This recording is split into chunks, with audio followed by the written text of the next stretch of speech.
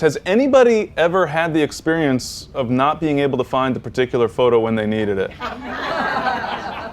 Nobody? Oh, a couple of you. Two, three, yeah. Just this morning, right? In Lightroom when I've moved it to a different... Especially if you move stuff around outside Lightroom. You know, let's give her a round of applause for being willing to admit that she moved something outside of the context of Lightroom. One of the most important things in my mind, once you start using Lightroom, you're committed. You've got to do everything inside Lightroom. It doesn't mean you can't do certain things that go outside of Lightroom, like Photoshop or using Nik HDRFX Pro or some of these other tools that sort of work with Lightroom but also outside of the context of Lightroom. But when it comes to managing your images, everything happens inside of Lightroom. Can we commit to that? You have to. I don't make a lot of rules because I'm not big on the whole rules thing, but that's one of my big rules, is that once you're using Lightroom to manage your images, you really need to be good about only using Lightroom to manage your images. Things can get out of control in a hurry if you don't. So let's take a look at some of the fundamentals of Lightroom. How many of you have never, ever heard of Lightroom and only showed up to get your parking validated? Or showed up for the B&H candy, maybe?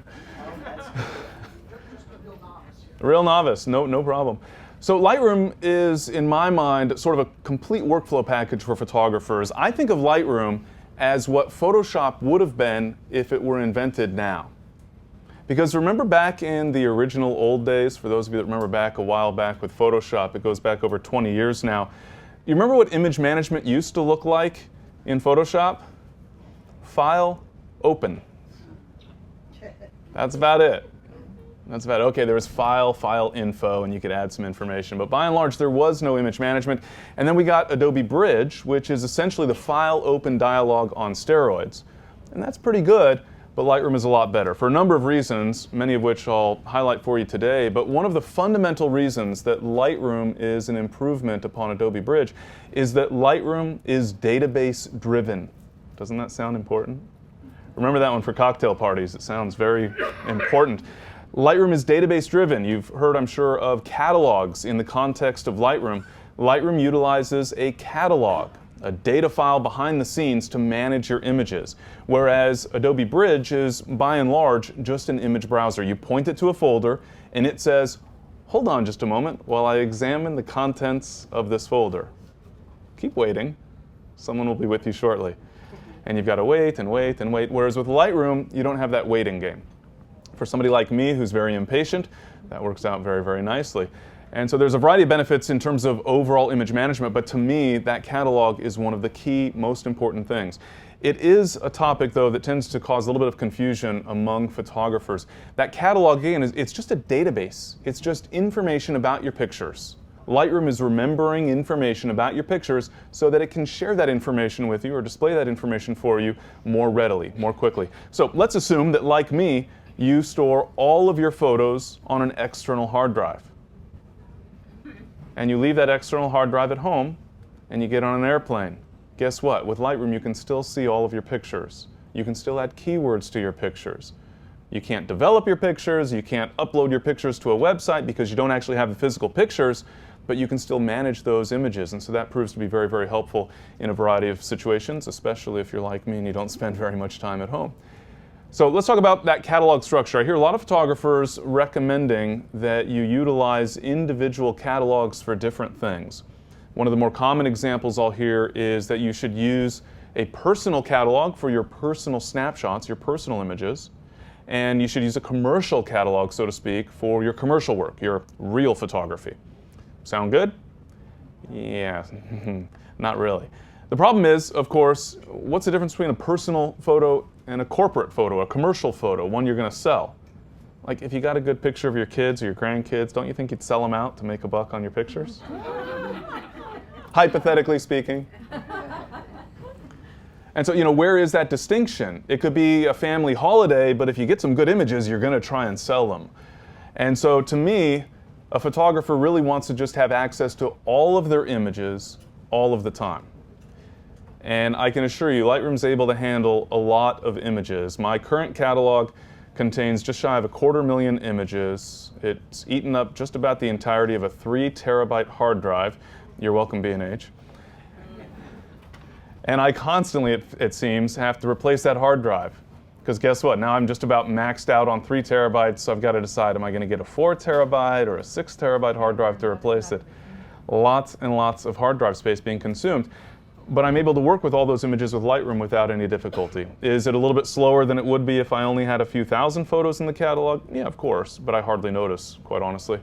And so to me, it makes the most sense to have a single catalog that contains all of your images, because you don't necessarily know where you're going to go looking for a particular photo if you've got them spread across multiple catalogs. I just want to look at my photos. I want to see everything. Every 5-star image I've ever captured. How many is that? None. Well, maybe we'll change that today. I'll rate some of these 5 stars. So I'm going to use a single catalog, but it's also important how I deal with that catalog. Now, Lightroom gives me some options for what information is going to be taken from that catalog and written somewhere else. Specifically, written out to XMP sidecar files. Guess who named that? One of the engineers at Adobe, no doubt. So we have XMP sidecar files as an option. Many of you probably have heard of these. They're files that contain the information about your raw captures. Well, one of the challenges, you might say, or the potential caveats with utilizing Lightroom is that by default, the information about your photos is only written into the catalog. So if you add a keyword to one of your images in Lightroom, it's visible in Lightroom and nowhere else.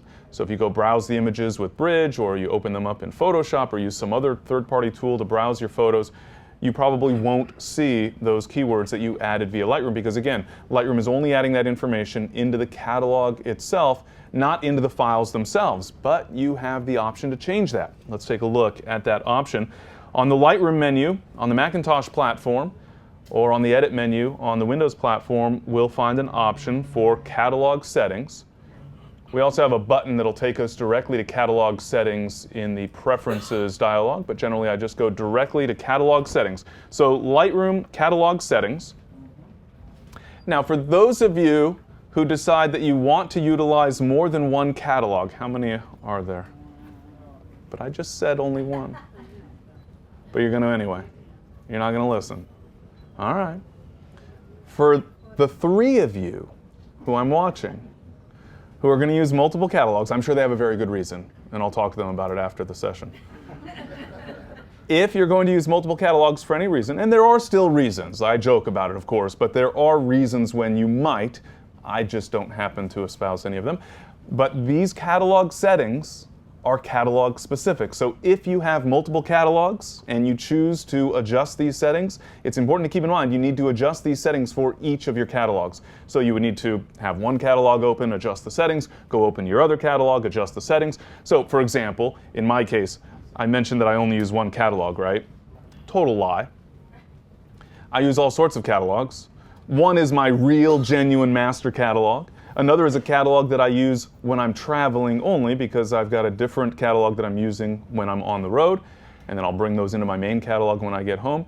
And of course, I do all sorts of presentations, and so I've got a different catalog for virtually every single one of those presentations. If I want the same settings to apply for each of those catalogs, I need to adjust them each individually.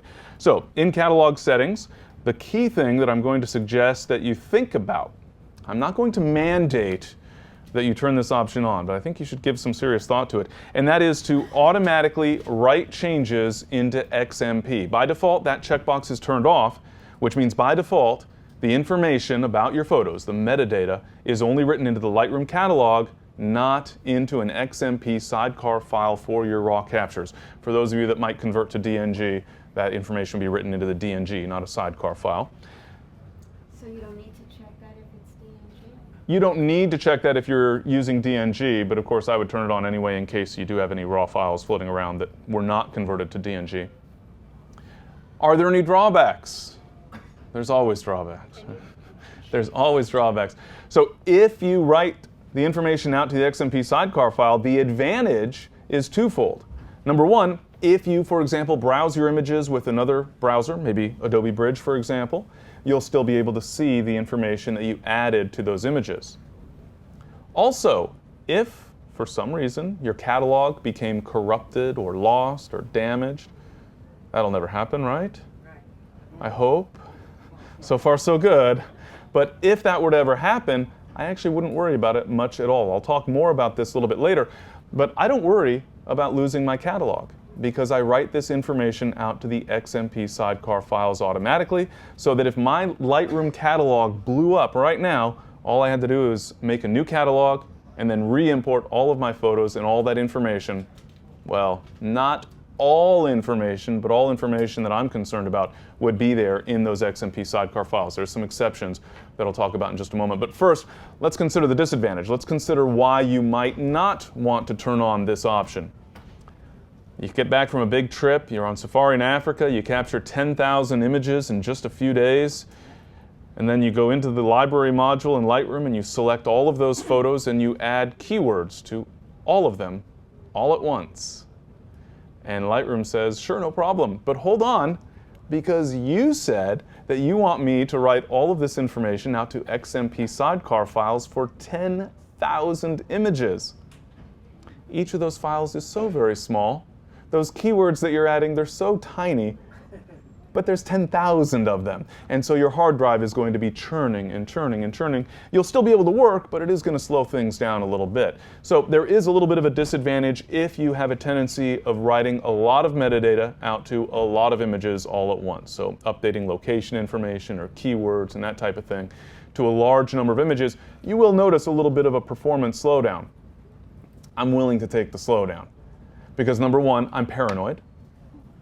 And number two, I'm paranoid, so I like to have a backup of my paranoia. I want to make sure that that information is written out there. I don't want to have to forget. Now, there is a way that you can write this information manually if you so choose. I'll show you that in just a moment. But first, let's consider some of these other options in catalog settings. And we're under the metadata tab here, by the way. Again, automatically write changes into XMP. That's one that I personally feel very strongly that I want that option turned on. Of course, it could cause a performance penalty, so you might give that a little bit of thought. Enable reverse geocoding of GPS coordinates to provide address suggestions. That sounds pretty important. And what's the next one? Export reverse geocoding suggestions. What does that mean? Well, I'm going to show you a little bit about the map module later. I actually have a session later this month where I'll delve really deeply into adding location information to your photos. We'll touch on it just a little bit today to give you a taste of it. What this means is if there are GPS coordinates embedded in a photo, Lightroom will automatically figure out where that is. So let's say, just for example, 42 degrees north and 15 degrees west. Where would that be?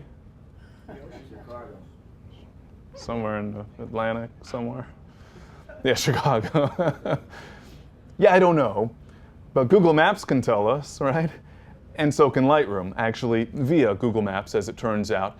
And so what that means is take those coordinates, those numbers, minutes, degrees, and seconds, for example, of latitude and longitude, and translate that into something we understand, which typically means a city, a county, a state, and a country. That'll vary a little bit depending on the region, but it gives you some real-world information about the location of your photos, which is kind of nice.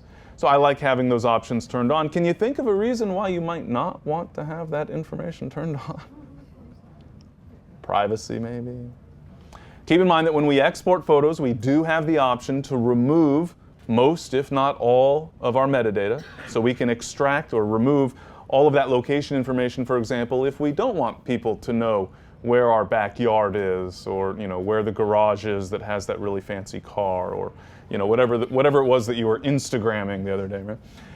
So we could certainly remove that information later. I like to have the information included for my own reference and for my own convenience. The other option that we have that I'll take a look at is to write date or time changes into proprietary raw files. Now, this is mostly a philosophical consideration.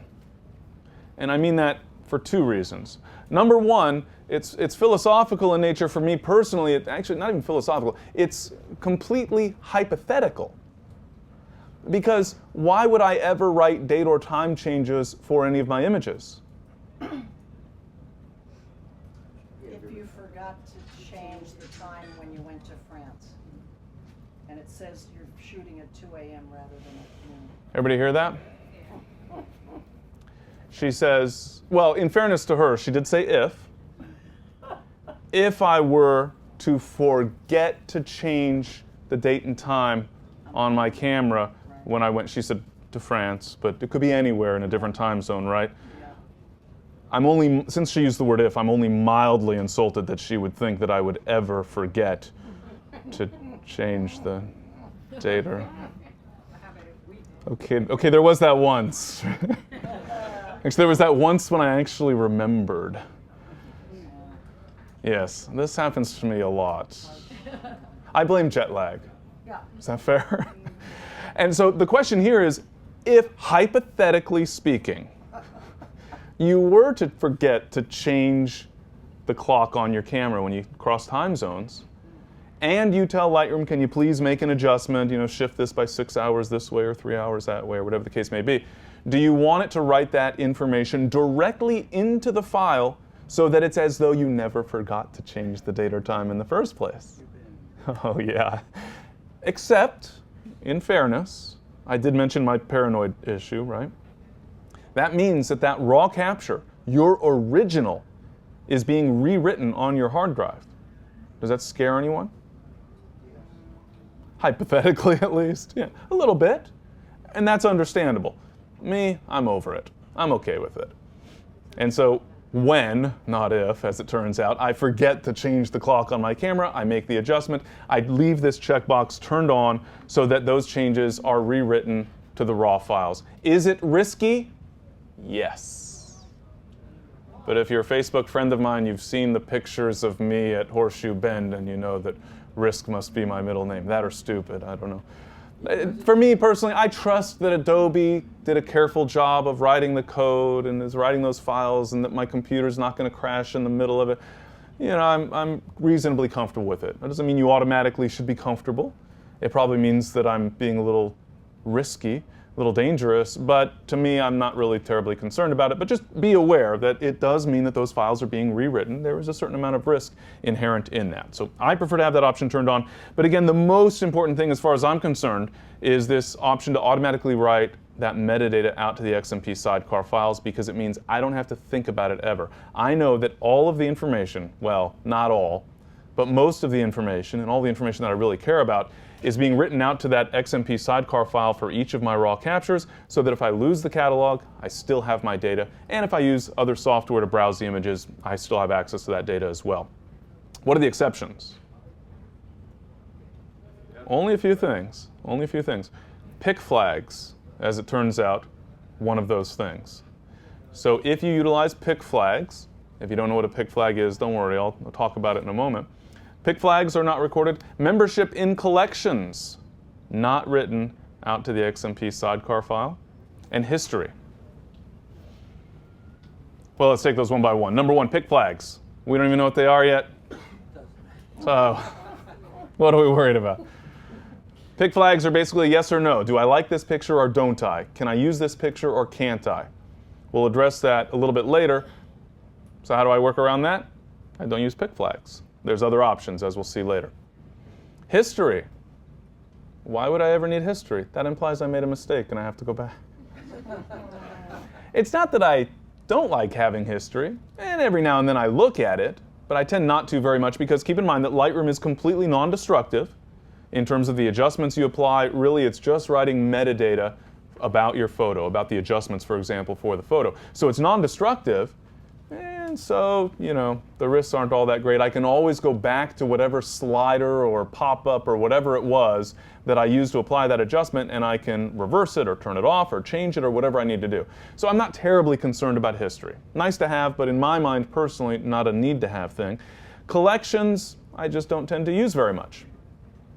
Are collections cool? Might I enjoy using them? Sure.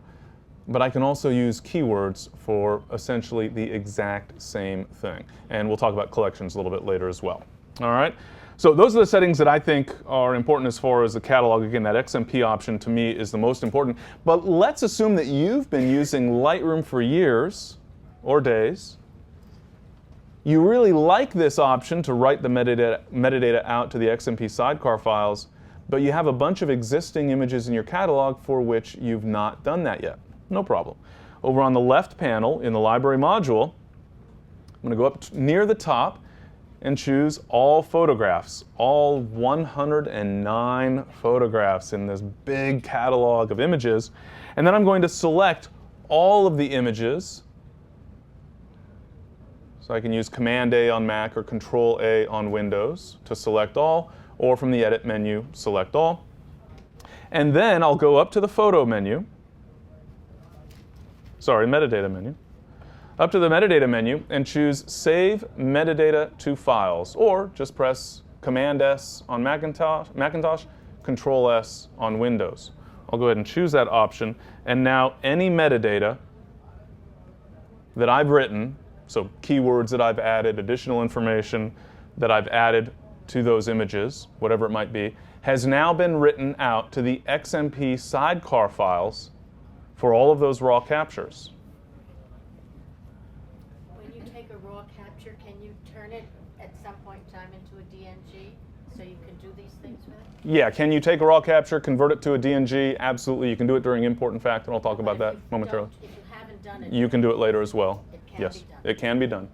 The same All way- things are possible. The same way you just did this with the metadata? In a similar way, yes, correct. But you don't need this if it's a DNA? DNG, you don't need that option because that happens. Yeah, correct. That's correct. Yeah, the DNG, one of the benefits of DNG, we'll talk about DNG a little bit more later on. One of the benefits is that the information gets written into the file instead of into an XMP sidecar file. So What if you have some JPEGs? JPEGs, much of that data will be written for JPEGs, and there's some preferences settings that relate to that. So we notice here that we have an exception. One of my minor pet peeves, of which I have countless. If you need extra pet peeves, holler. I've got a lot. This file could not be processed. Why? It's a movie file. So, yeah, metadata is not supported.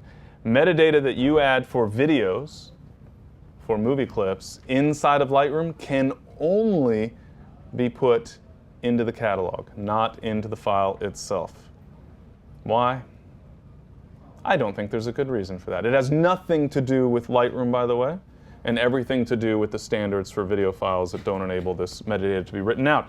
So it's mildly annoying, but fortunately, generally speaking, you can use other means to manage those movie clips. So we can view our movie clips, we can play our movie clips, we can trim our movie clips, change the appearance of our movie clips in certain ways, add keywords to our movie clips, but all the information about our movie clips, about our video files that is contained within Lightroom is only in that Lightroom catalog. Is there a way to auto keyword collection names? Is there a way to auto keyword collection names? Meaning take the name of the collection and make it a keyword? Yeah. Not exactly, but meaning you have images in a collection already? Yeah. Just go to the collection, select all, add a keyword. Yep. All right, so I'm going to click OK there because I'm not the least bit worried about that movie file. Not that I'm not worried about it, but I've come to terms with the fact that it's just not possible to write metadata out to those video clips, unfortunately. At least in terms of the metadata that we're talking about in our context. So let's go talk about one of what I think of as the most important operations in all of Lightroom. And it sort of gets at one of these things I talked about early on today, that when you're using Lightroom, you're committed to Lightroom, and everything happens inside of Lightroom to the extent that that's possible. And that includes importing images. Well, because we're utilizing a catalog inside of Lightroom, Lightroom uses this database to manage all of the information about our photos, that means that we have to actually tell Lightroom about all of our images. So we need to say, hey Lightroom, I've got 250,000 images on this 3 terabyte hard drive. Can you please manage them for me? Or hey, I took some new pictures today. Can you manage those for me? Well, besides just importing images into the catalog, in other words, besides just telling Lightroom, hey, here's some pictures that I'd like you to handle for me, we can do a lot of other stuff. There's all sorts of what I think of as housekeeping tasks that we can perform within the context of Lightroom in the import function. So in the library module of Lightroom, way down at the bottom of the left panel, you'll see that import button. And when I click the import button, the import dialog appears. So there are 2 basic operations that you'll utilize with the import feature. One of those is to add your existing images, images that are already where they belong. you know, the images that you took, the photos that you captured before you started using Lightroom, for example. And so you'll simply add those images into the catalog. Possibly add some keywords, perform some other tasks, but by and large you're just saying, hey Lightroom, please handle these images in this particular location for me. Once you've imported all of your existing photos, and you can do that wholesale, all at once, literally, import 250,000 images all at once. I suggest then going away for the weekend while Lightroom cranks away on your images and builds all those previews, etc. But you can import a huge number of images all at once, those existing images. From that point forward, though, you're probably not going to be adding existing images that are already where they belong and just need to be included in your Lightroom catalog, but rather you're going to be copying images. From where? Your camera, essentially. Your camera. Now you could plug your camera directly into your computer, right? You could, but you won't. Because when you do, what sort of connection, what do you call that thing that plugs in from the camera to the computer? Bad cable. It's called, you're going to one day trip over this and knock your camera down to the floor, shattering it to 1,000,000 pieces cable. So I don't do that. I'm paranoid. I mentioned that part already, right? So that's the main reason. In some cameras, there's issues in terms of speed, performance. It's not the most efficient card reader. But really, it just comes down to, I do not want to plug that camera in and risk knocking it over onto the floor, tripping over that USB or FireWire cable. So instead, I'll take that card, compact flash card or whatever it might be, out of that camera, into my card reader, plug that into the computer, of course, and then use the import option. In this case, I'm just copying from this fake compact flash card on my desktop because I was too lazy to bring a compact flash card. So I've got this folder on my desktop. Actually, it's just faster, so we don't have to wait around as much. And I'm going to select all of the images. Well, actually, I'm not, because they're already selected for me. Lightroom assumes that in this location, I want to import every single picture. I can get a preview here, and I do like to scroll through and just do a quick sanity check. Are these really the pictures that I was looking for? Hypothetically speaking, did I forget to reformat the card last time, and so now I've got the card half filled with pictures from a previous trip, plus this, hypothetically speaking?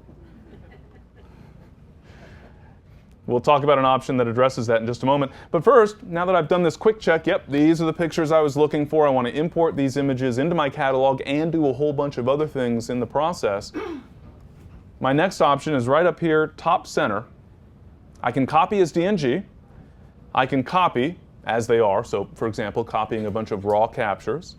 I can move, or I can add. Well, we already addressed the add option. That's for images that are already where they belong. Okay? Already where they belong.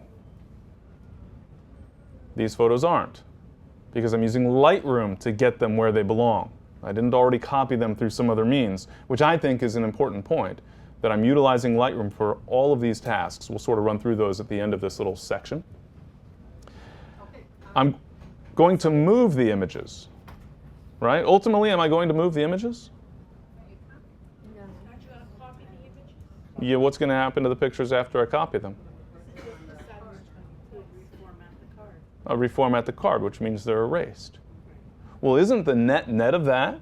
If I copy pictures from a compact flash card to my hard drive, and then reformat the compact flash card so that it's now empty of pictures, didn't I, in effect, move the pictures? So why don't I save a step and just move the pictures? Something goes wrong, you don't Because I'm paranoid. And if something is ever going to go wrong with one of my cards or with my computer, it's going to happen right in the middle of that process. And then where do the pictures go? Do they just go fluttering around space or something? They disappear. So while move is actually sort of what I want, hypothetically, I'm paranoid. I don't want anything to go wrong. I want to make sure that the images get there safely, so I'm going to use the copy option. And then I'll put the card back in the camera and reformat it once I know that everything's good and safe. I could also copy as DNG. This is an option. It means that you'll save, on average, 15, maybe 20% in terms of storage space on your hard drive, because it does use lossless compression that will, in most cases, in my experience, right about 15% reduction in file size compared to your original RAW. The thing is, I'm sort of paranoid, and so if I was going to use DNG, I would want to embed the original RAW, so now it's almost twice as big as my original file. The other benefit is that you'd avoid the XMP sidecar file altogether. Well, yeah, but I never notice them, because I'm always using Lightroom to browse my images, and so I never see the darn things anyway. So as much as there are a couple of benefits with DNG, I don't tend to use it. In large part simply because I'm paranoid about losing my original RAW capture, so I'm always going to want to save that anyway, so why make an extra file? So I just use the copy operation. Now where am I going to copy the images to? Normally that would be my external hard drive, but I didn't bring it with me. And so we're going to put it on the internal hard drive. But what I'm going to specify up at the top here on the right panel in our import module is just the master location, the top level location, the external hard drive, or the pictures folder, or whatever is that primary location where all of my photos are stored. That's all I'm going to specify up here. You'll see why that's helpful in just a moment. Let's take a look at the file handling options. We can render previews. Remember I said if you left your external hard drive where all of your photos are stored at home and you get on an airplane with your Lightroom catalog on your computer, you can still browse all of your photos. That's because previews are going to be rendered. So what size preview would you like? I would like standard. That gives me, for all intents and purposes, an image that is sized at about the number of pixels in your display, not necessarily precisely the number of pixels in your display, but approximately that size. There's a preference setting where you can make adjustments to that. So that's a pretty good size, right? It means if I need to zoom in one-to-one, I'm not going to be able to see the fully rendered image in many cases. That would require a one-to-one preview, which Lightroom will still make on the fly as needed. If I zoom in and the original capture is available, it will render a preview. But by and large, I'm only going to get that roughly display-sized preview image. But for the most part, if the original photo is not available, that's plenty. I don't want anything smaller. I don't want a minimal or just the embedded preview. So I'd use the standard option. Don't import suspected duplicates. Remember that hypothetical, emphasis on hypothetical, situation where I forgot to reformat my card. So now I've got half the card filled up with pictures from a previous trip. Because of that hypothetical situation that has never happened to me, I leave this checkbox turned on. And so if there were some duplicates, let's just pretend like this image had already been downloaded previously, we would see a display that roughly looks like this. It actually looks slightly different, but this is a reasonable facsimile. It looks almost like the light's been turned off behind the image, so to speak. And that image will not be downloaded. So this is essentially saving me from a little minor mistake that I theoretically might make someday. Why would you reformat before you thought you were likely to need the space? I'll address that in a moment. So if there were duplicates, they won't be imported by default. I could turn this checkbox off if I decide that Lightroom was wrong and those aren't real duplicates. But in my experience, guess how many times I've seen a false positive? Exactly 0 times. Never. And I've never had another photographer tell me that they've experienced a false positive. And that's because Lightroom is being intelligent about analyzing. It's not just looking at the file name, for example, because that's easy to duplicate in the camera, but rather is looking at some of the metadata contained in those photos to determine, was this actually the exact same image, captured at the same date and time, etc. Make a second copy too. Yes, please. A recurring theme of paranoia. I want a second copy. Now, when I'm actually traveling, what that typically means is that I'm plugging in 2 external hard drives to my computer, and I'm copying the photos themselves, the originals, you might say, to my master external hard drive, and I'm making a second copy to an additional hard drive, a backup external hard drive. So I'm always carrying 2 of those external hard drives with me when I'm traveling in the field. And at home, of course, I've got my primary plus my backup. In a pinch, of course, we could make the backup onto the internal drive of our computer with the primary images on an external drive or vice versa, depending on your particular workflow. But the important thing is to make a backup at the time of import to a separate physical storage device. So a separate hard drive, essentially. How do you integrate two different cameras, cards from two different cameras into the same catalog title? How do you integrate two separate cards from two separate cameras into the same catalog? Basically, you repeat the exact same process, which I'll address a little bit right at the end of this. All right, so we're going to make a second copy. In this case, I'm just copying it to the desktop. I'll show you that the backup was created, etc. Normally, that would be another external hard drive, of course, in my case. I have the option to rename the photos. Do we like renaming our images? Yes, of course we do. Why? There's only one reason. The numbers are repeated from time to time. You want it? Because the numbers are repeated from time to time, she says. Every 10,000 images, unless you manually reset the camera, with most cameras. Some vary a little bit, but generally speaking, it's 10,000 images. Well, 9,999. But any other reasons? That's not the reason. There's only one reason. Organized. Easy, yeah. Lets you know what you're looking at. Easier to find. No, it's because we're annoyed that the file name coming out of the camera is completely meaningless. Am I alone in this? Anybody else annoyed? It's just me. I'm easily annoyed.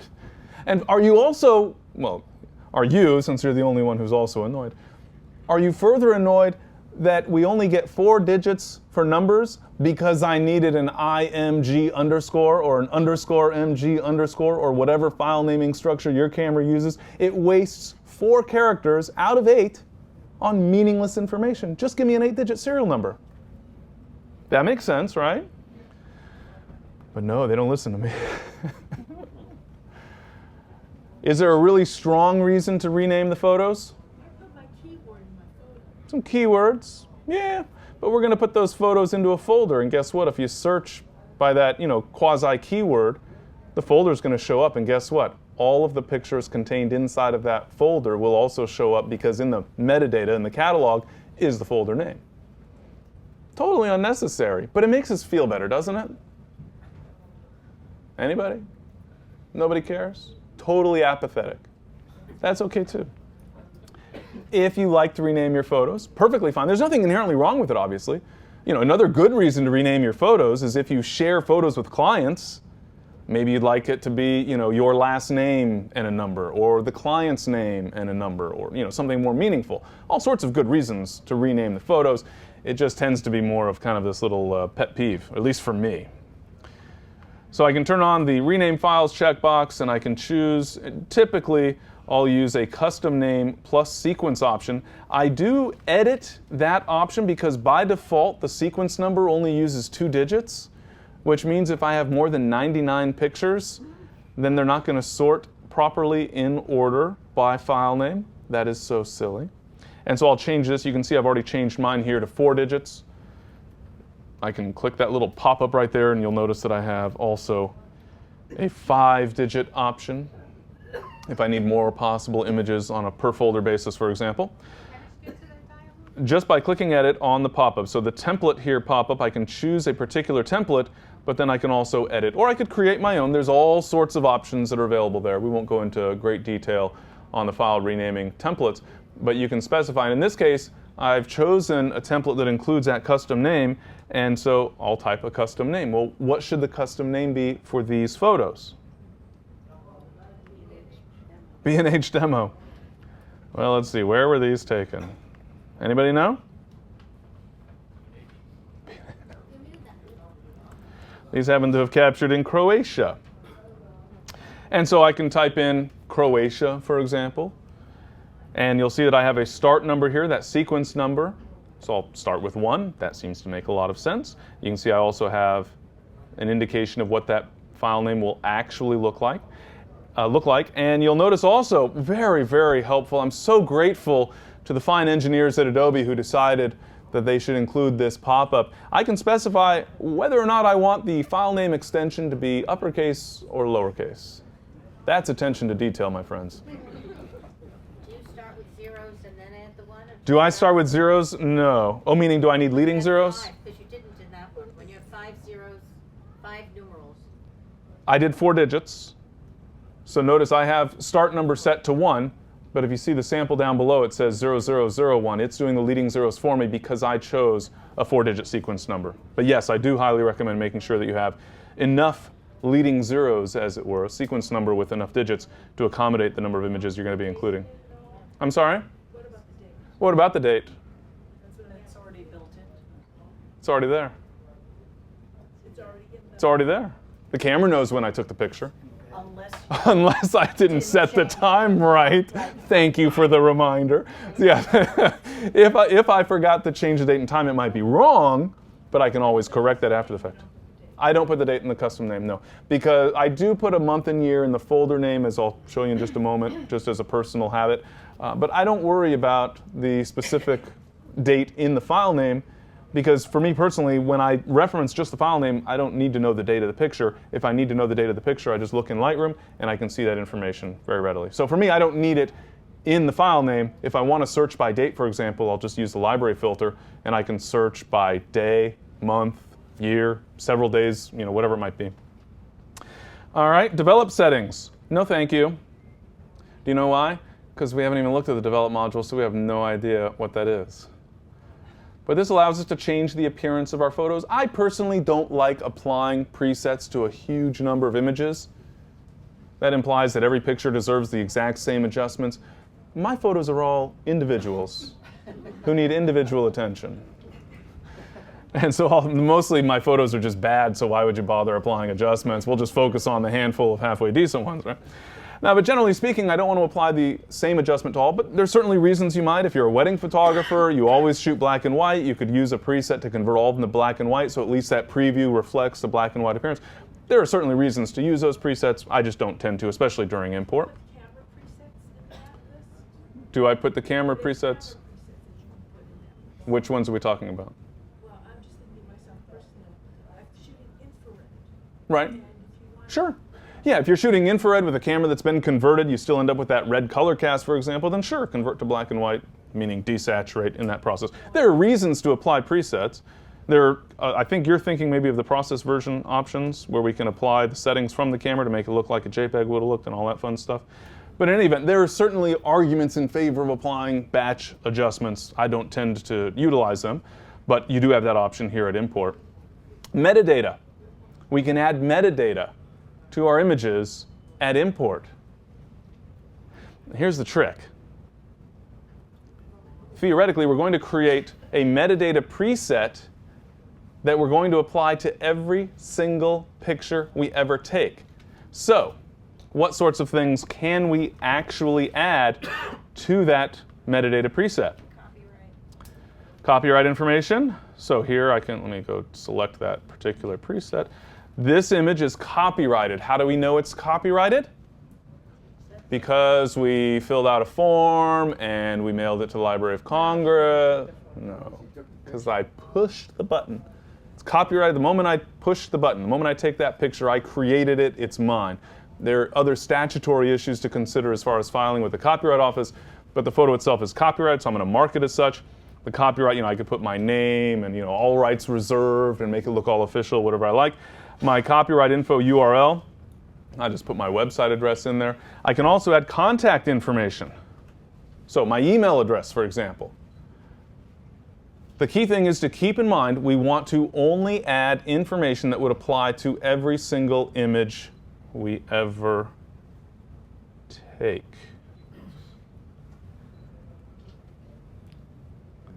Five-star rating, for example. Okay, maybe not. For every single image. I'll turn that one off, just for now. All right, so I'm going to add my copyright information. Why? Well, this guarantees that no one will ever steal any of my photos. I wish. And my contact information, so that if somebody finds one of my pictures on Facebook or whatever those other sites are, and they say, whoa, this is a great photo. Somebody reach out to this photographer and offer him $1 million contract. Hasn't happened yet, but someday. So whatever information you want to add, but again, basically just copyright information, contact information, stuff that's generic across all of your photos. You never know. Somebody might actually look at that information one day. Maybe. Anybody? You've looked at the information before? No. What if you previously set that up and then you changed your email address? Can you go back? Funny question. If you change your email address and you want to go back and change it in all your pictures, yeah, Lightroom can't help you with that. Well, Lightroom can help you with that. But if you want to search for the images that contain the wrong email address, you're out of luck because Lightroom actually doesn't index across all fields. And email happens to be one of the fields it does not index. There are third-party products, 2 of them that I know of, that do enable you to search across all metadata fields. And so that's an option. But of course, in a case like that, you could also just select all of your pictures and change the email address for every single picture, even if some of them had the right address and some had the wrong address. I mean, do you really need to filter? Probably not. It'll save you a little bit of time, but not really necessary in that type of scenario. All right, what about keywords?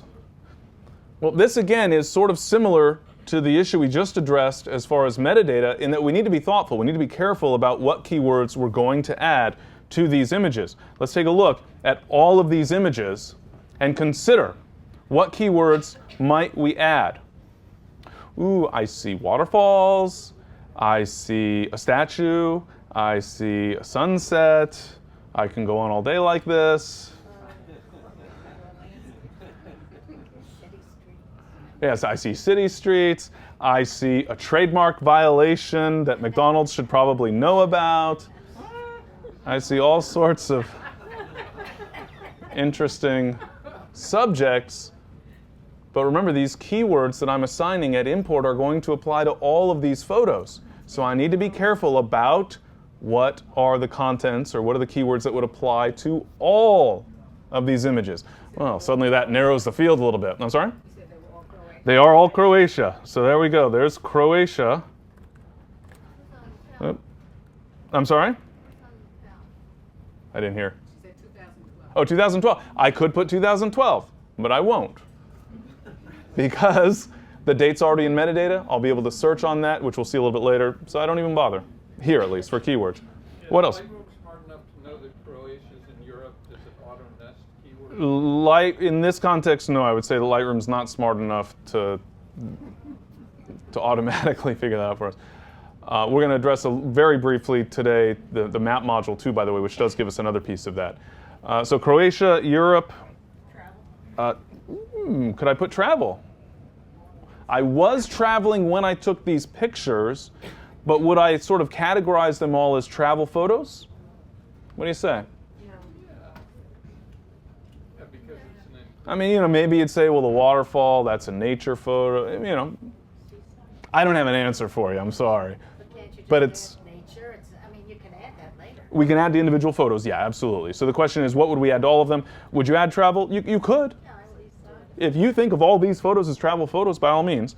So the point is not to suggest what's right or wrong in terms of keywords, but just to be thoughtful. Do these keywords apply to every single image? So Croatia, Europe, Northern Hemisphere, Eastern Hemisphere. I do have Croatia in the name of the file, so it's a little redundant. But sometimes you might search purely by keywords, so I would still put it in. So, any others? Travel, let's put travel, just because. Why not? So again, just keywords that are applicable to all of these images. And at a bare minimum, I suggest that you add some basic keywords at this stage of the game. I realize it feels like a least common denominator scenario. Well, yes, but of course they're Croatia. I'll have already known that because I'm going to name the folder Croatia, or I rename the files Croatia. Yeah, but sometimes you're going to be looking specifically for keywords, or you're going to be, looking at the metadata over on the right panel. There are reasons that you might like having that information there, so I do suggest at least adding those basic keywords. Now, we had already specified. On the keywords, they don't have to be separated by commas. There's a preference setting for this, but by default, yes, separated by commas, because otherwise they're considered to be like one. Correct.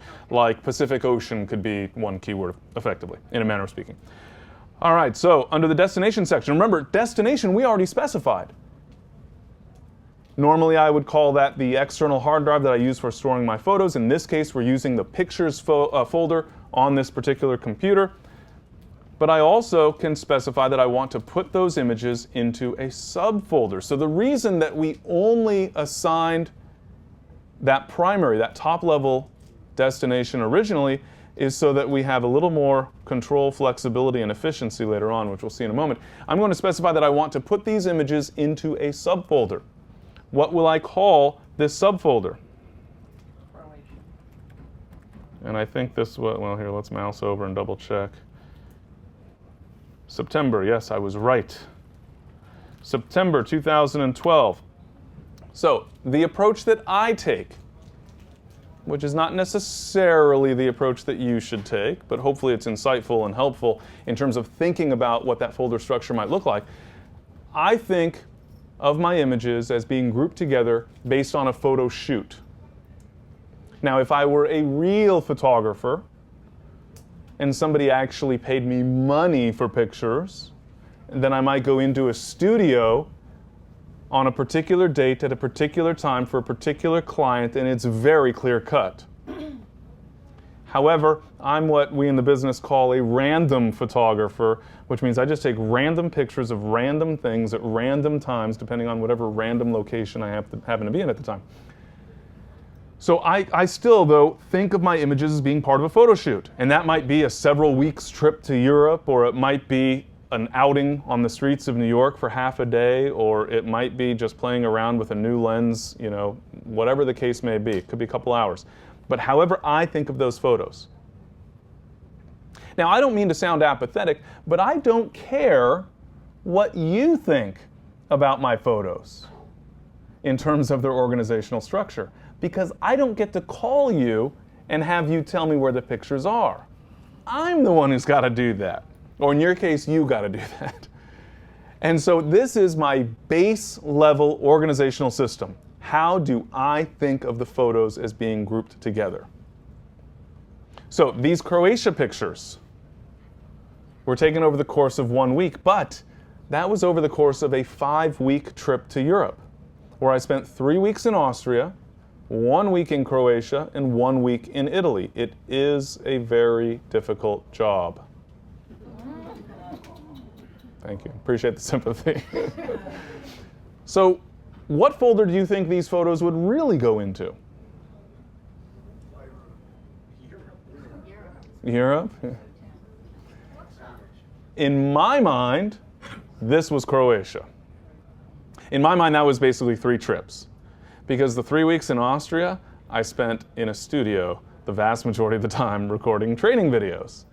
Rarely saw daylight. Aw, poor Tim. Had to spend 3 weeks in Austria recording videos. Then I went to Croatia for a week on a road trip. Then I went to Italy for a week.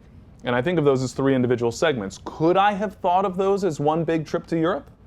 Of course. Might I have thought of those photos as being part of an event? Maybe I was there for a 5-week birthday celebration, if only. There might be some other way that I think about those photos. The key is not to call them by a particular structure. This is the country I was in, or this is the person I photographed, but rather to think about the way you think about your pictures. Very, very important, because it's going to be the first way that you actually navigate to and find those pictures. You could put it in 2 directory levels, like your trip and then Croatia. Could you put them in multiple directory levels? Yes, it starts to get a little bit messy from time to time, but you could select a different folder and still put a folder underneath it, for example. Then we have the option to organize, and this one I have very strong feelings about, which normally is not the case, right? Do I want to organize by the original folders, by date, or into one folder? I still hear a lot of photographers organizing by date. Anybody? A folder for a year, and then a folder for a month, and then a folder for day, and then, hey, can I see those pictures from Croatia? 2012, and it was September, no, 2000, oh, you get the idea. Now, maybe, who among you is great with dates and remembers on which date you took that picture? Now, if you're a photojournalist, maybe so. Wedding photographer, commercial photographer, a decent chance. Or maybe you reference some other database so that you know, on this date, yes, of course, let me go pull up your photos, no problem. But to me, I think it makes a lot more sense for me personally, and I think for most photographers, to use some sort of basic structure and to not organize by date, especially since the date and time is already contained within the photos, and so I can filter by year, by month, by day, by several days, by an entire week, by whatever I want, essentially. So I use the into one folder option. You'll notice down here, by the way, that in my folder structure, you see this little plus here. That means it's going to add a folder because that Croatia September 2012 folder does not exist yet. Notice that it's also italicized, so we get another indication that that folder is about to be created brand new. Let's summarize. Really, in theory, all we're trying to accomplish is to import images into the Lightroom catalog so the Lightroom knows about these pictures. And yet look at everything else we're accomplishing at the same time. We are copying our images from our compact flash card to our external hard drive, or whatever the storage locations might be. We are also making a backup copy of those photos at the exact same time because we're paranoid. We're also adding keywords to our images. We're building previews of the images. We're adding copyright metadata so that no one will ever steal our pictures. We're adding contact information so that someday someone is going to discover us and we're going to get rich. What else are we doing? Possibly adjusting the appearance of the photos, if you're so inclined. Possibly renaming the photos, if you're so inclined. This is a huge amount of stuff that's being done. And very efficiently. We spent lots of time, like I'm blaming you. I've spent lots of time talking about all these various options because I think they're really that important. But now next time we come to import more photos, what are we going to have to change? Very, very little because these settings are sticky. And so we'll need to change the start number. This is another one of my pet peeves. We're at Lightroom version 4. And Lightroom still can't look at the folder and see what the last number I used was and figure out what the next number should be. Anybody work for Adobe? Who can go back and do something about it? No. But one of these days they're going to listen because they'll be sick and tired of hearing me complain about it. So I have to change that start number, which means I'll look at the last photo in that folder and I'll manually determine what that number needs to be. I'm going to have to re-add the keywords. Aww. It could have figured that out automatically or just remembered. Yes, it could have, but I actually applaud Adobe for clearing that keywords field out because to me, I'd rather have to type them again than to accidentally import the pictures from Italy next week and add Croatia as a keyword because I forgot to clear it out. So to me, that's actually a good thing in terms of not accidentally putting the wrong keywords in. Do you still have to change the sequence? My question from before, if you're using two cameras shooting essentially the same locations? Yes, you would. If you have two different cameras, two different locations, and you're using the same file naming structure, you absolutely would want to use a different sequence number. You might need to change, depending on whether we're on the same trip or not, that folder location. So Croatia, September 2012, if I'm still on that trip or still downloading images from that trip, obviously I could leave that alone. But if I've now moved on to Italy, now I need to update that folder name. Well, that's not bad. We change 2, maybe 3 things, again, depending on which specific options we're taking advantage of, and then we import that next batch of photos. Pretty cool. I'm still confused about when you chose copy. Yes. What do you mean it's copying a second time? I chose copy, which causes it to copy once, from my compact flash card to my hard drive. Okay. The second time is because I turned on that make a second copy to checkbox. And we'll see the evidence of that in just a moment. So right over here, make a second copy to is making a backup. So I'm copying from my compact flash card to my primary storage location and from my compact flash card to my secondary storage location, so my backup location. Or it could be to 2 different hard drives. Correct. I recommend it being 2 different hard drives. In this case, you know, I gotcha. I traveled light over to B&H, so I don't have both hard drives here. So I'm going to click the import button, and Lightroom's going to do all that for me.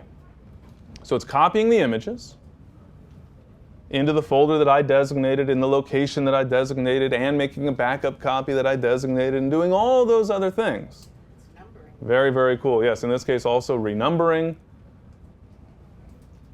If everybody hadn't laughed at me when I did it, I would have left that preset so that all the images got a 5-star rating. Question, yes? What if you decide after a few weeks, gee, I don't like my system, I want to change how things are organized? If you want to change the way things are organized in terms of folder structure? Well, folder structure, yes. Yeah. But if you decide that you want to make, how easy it is to make all the changes? It depends on which change you want to make. Generally speaking, I would say it's reasonably easy to make changes. If you want to create completely new folders, things can get slightly tricky, but there's ways to work around it by viewing the parent folder, etc. So there's certainly ways to reorganize. Obviously, the more time you can spend on getting things organized exactly the right way from the start, the less risk in terms of having to go back and make changes later. But it's not terribly difficult depending on specifically what you're trying to accomplish. Do you still have to change the sequence if you've got a subfolder, say for Italy, because I don't know all the cities in Croatia, but if you've got Italy Milan as a subfolder and Italy Rome as a subfolder, would you need to change the sequence? Yeah, so would you need to have a different sequence number for images in different folders? You don't need to. You could put all of your Milan photos in a Milan folder and all of your Rome photos. Oh, sure, you could rename those to Milan. But again, the only reason to have a sequence number is so that each image has a unique file name. And so if you're importing new images, you could say, you know, this is import number 1-001, and you could always start the sequence number with 1. So you have all sorts of options there. You just have to be careful about having a unique file name, which usually calls for a sequence number. But you could also use date and time. That might possibly give you a unique file name, depending on the circumstances. There's all sorts of options, but generally speaking, I suggest that anytime you're changing that base file name, you're also being careful about that sequence number, whether it starts with 0 or not. So what if you decide that you have all these cities you've been to, and you want to make, you make a folder that's in European cities, and you have all these cities listed, then you decide, gee, I should put them in one folder that says European cities. How would you do that? I wouldn't. So the question is, if I later want to put them in folders, I can. I can reveal the parent folder. I can create a new folder. I can drag and drop images between folders. But in my mind, why would I bother with that when I can just use a keyword? For example, Europe, which actually has already been applied to all of these images. So let's take a look at some of those options for actually updating the organizational information for our photos. Can you, on the backup, put a structure in the same as you had, or is it just dump them No. in place? No. Here's the backup structure. Imported on and the date. I have mixed feelings about this structure. I used to be not angry, but not happy either. Now, I'm sort of okay with it because the reality is, at least in theory, I never need to go back to my backup. I only need that if, you know, the hard drive fails during my trip or something, and fortunately I haven't had an issue with that. So I've not had to go back to the original, or the backup I should say, to replace the originals due to corruption or loss or what have you. And I used to complain about this because if there were a failure, I would just want to move those images right back to where the photos had been lost from, essentially. That seems simple enough. Then the more I thought about it, the more I realized, okay, in fairness to Adobe, if a problem were to happen, more than likely that problem would relate to images that were downloaded on a particular date or a few days. It's not going to be my entire collection of images. It's just maybe the hard drive started going bad on this particular date, so the images from this date onward were corrupted, so I just need the images from a set number of days. So again, in fairness, it's not the worst system in the world. It doesn't match the original. That annoys me a little bit, not as much as it used to. But yes, the structure for the backup is different. So it renames when it does the backup. It does rename the backups, yes. It just doesn't give us that folder structure that matches exactly. So, you know, you decide for yourself how annoyed you want to be. The important thing is you've got a backup. Figuring out what the name of the folder is, that's the least of it. The fact of the matter is, all I really care about at that point is that I have a backup to go back to. Now, by the way, once I've created those two copies, now, despite my paranoia, I feel comfortable putting that compact flash card back into my camera and reformatting it and using it again. Because I have two copies on two separate storage devices, I feel pretty comfortable. Obviously, there are scenarios where I could lose both hard drives at the same time, but by and large, that makes me feel pretty comfortable. You could certainly, if you've got plenty of compact flash cards, you could not use them until you ship one of your hard drives home, or whatever makes you feel more comfortable. But the bottom line is, there are limits to our paranoia, right? Tim? Yes, sir. If you work on two different machines in two different locations, and you keep all your images on an external hard drive, and you also keep your catalog on the external hard drive, and take the external hard drive with you back and forth to the two locations, is there anything that you would do differently as far as these settings are concerned? Yeah, so the basic question is, if you have all of your photos on an external hard drive and you keep the catalog on the external hard drive, can you move that hard drive between computers without any real problems? Yes. The only problem I have with it is that I spend far too much time in airplanes, and on the airplane I'm not going to have the external hard drive hooked up to the computer, and therefore I want the catalog on my computer. So that's the primary reason why I prefer to have the catalog on the computer. Having the catalog on an external hard drive with your photos means that the catalog is with the photos, and as long as you have access to the photos, you have access to the catalog, and you can move it around amongst computers very freely, because Lightroom is not a multi-user application. You can't put your catalog on a network drive, for example, and share it among multiple users at the same time. So that is the workaround, that's the solution. I just personally don't use that method because I want my catalog available always. So if you were leaving one place, would you copy the catalog onto a thumb drive or something or other? No. I never want to copy my catalog around, and I'll tell you the main reason for that. You'll never guess. It's paranoia.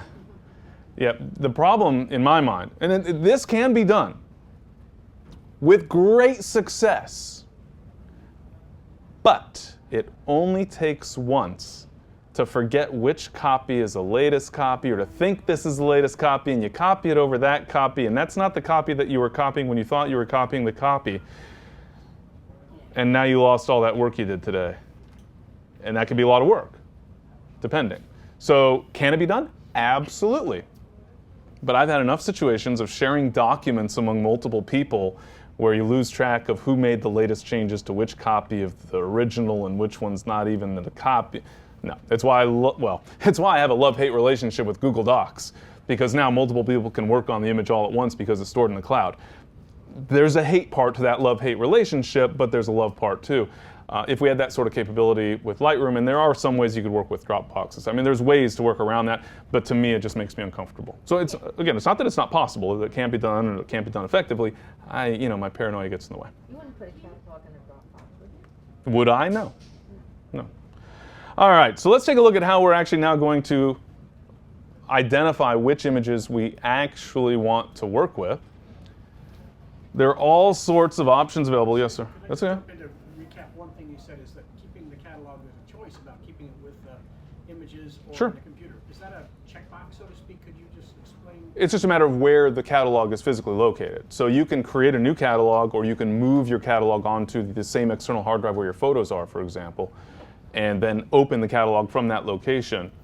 Is it a distinct file? I'm sorry, I'm missing. It's a folder. It's a folder. Yeah, there's an LR-cat file that is sort of the catalog, but there's all sorts of other files that go along with it. So it's the folder, which you can find in the catalog settings dialog. They'll tell you the exact location. All right. So at some point, we're going to need to find our images. And the first way we're going to probably find the images is to go to the folder where the images are located. So when you say, I'd like to see some great pictures of water, this is where we start to cross that line between how much our brains can handle and how much we need Lightroom. And I find that I depend more and more upon Lightroom to help me keep things straight. It seems like I'm never going to forget the name of that metal structure. It's near a river and it goes up to a point. Lots of women walking around asking if you speak English with little notes. I'm never going to forget the name of that thing. And yet, we forget. At least I forget. It's increasing over time, too, this forgetfulness. Where was I? Water. Water. We were talking about water. Adriatic Sea. Any other questions? Yeah, want to try to remember. Now, here's the funny thing. Well, funny to me. Maybe not so funny to you, but I'm the one with the microphone. Think about like your favorite bird photo. Insert different subject here if you don't shoot birds or photograph birds. What lens did you use? For me, it's 500mm lens. F8. No flash. On a tripod. Couldn't tell you the shutter speed, but I can tell you enough. This missing building metal pointed thing by the river that I just now remembered is called the Eiffel Tower. If I couldn't remember that, but I wanted that picture looking down the street with the neon restaurant sign and the lights of the tower have starburst effect, and I want to find that picture, but I don't know what folder to go looking in. Simple. It was with, the lens was my Canon 24-105. Aperture was set to f/22. Shutter speed was a little long, probably between half a second and 4 seconds. And as we'll see a little bit later, I can use that sort of criteria to locate that image. You would remember that, not Paris?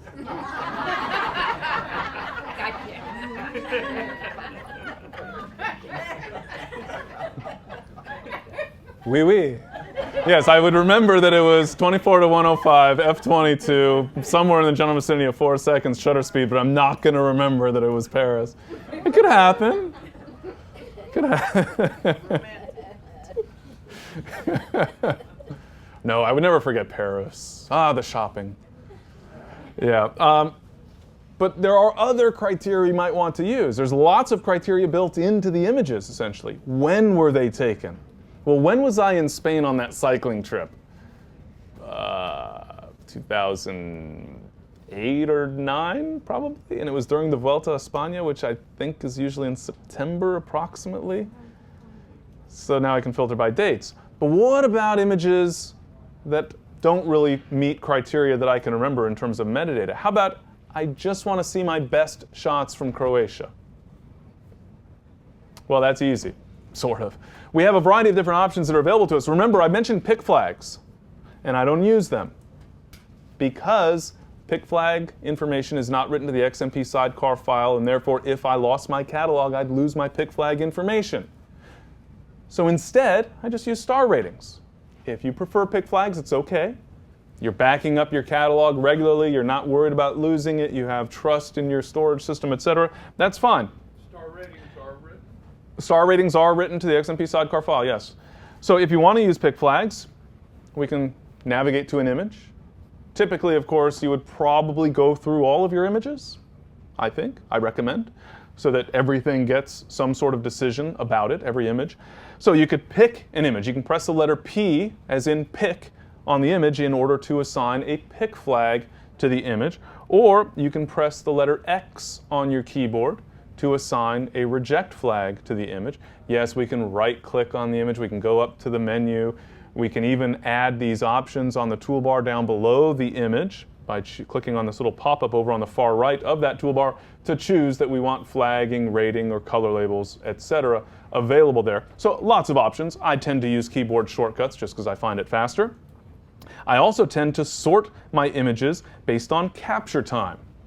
And so I'll choose that option down on the toolbar. So then I can navigate among all of my images and say, oh, you know, maybe this one's kind of interesting. Maybe I want a little more contrast or vibrance or clarity or whatever, but that's kind of interesting. I think I might use this picture for something. Well, I could use, again, that pick flag. So pick with a P, reject with an X, or the letter U will remove whichever of those flags are assigned. So pick with a P, unpick with a U, reject with an X. And of course, we can filter based on these later. But again, I don't use the pick flag because of this metadata issue in the XMP sidecar file thing, which we'll address. So instead, I use star ratings. And my basic approach is to sort of treat a 1-star rating as a pick flag. Now, my basic concept here is if an image is so bad that I'm only going to give it a 1-star rating, kind of like rejection, right? I mean, because if an image has a 1-star rating, you're never going to use it. You're only going to use your 3, 4, and 5-star rated images, unless, like me, you don't have any. But then what's the point of adding a 1-star rating if you're never going to use a 1-star image? You don't need to filter by 1 star to say, some of my worst work, right? I mean, sometimes if you need to work on your humility, which has been the feedback I've gotten, then maybe you would want to have that as a filter. But my feeling is, why waste the time adding a 1-star rating? Why beat yourself up about an image that's no good? Instead, I think of a 1-star image kind of like a pick flag. This one's usable. Maybe it's not my best work. Maybe I'm just going to use it as a supplemental image in an article about this location. Maybe I'm going to use it as an example of what things to avoid in your field photography. Whatever the case may be, it's an image that I think I can use. That gets a 1-star.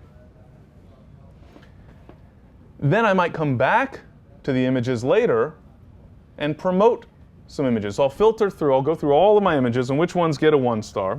It's kind of interesting. I don't like that shadow over there. That's a little bit better. That's just boring. Ooh, boat's pretty. Busy street. Trademark violation, like I can be party to that. Roman ruins in Croatia, yes, it's true. Roofs, interesting, but I'll go in and just, randomly here, just assign 1-star ratings to the ones that I think maybe I could potentially use for, whatever purpose it might be. Then I can come back and say, well, all right, that one's actually pretty decent. I think I might use that one. We'll hang that up in the pool room.